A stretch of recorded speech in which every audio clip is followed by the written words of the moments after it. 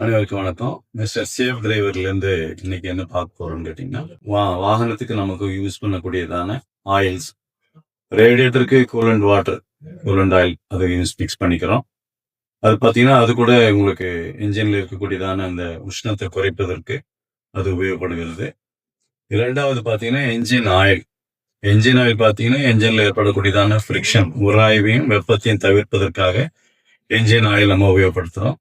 அடுத்தபடி பார்த்தீங்கன்னா gear box oil. Gear பாக்ஸில் கூட இருக்கக்கூடியதான ஃப்ரிக்ஷன் அண்டு ஹீட் இரண்டுத்தையும் குறைப்பதற்காக கியர் பாக்ஸ் ஆயில் யூஸ் பண்ணுறோம்.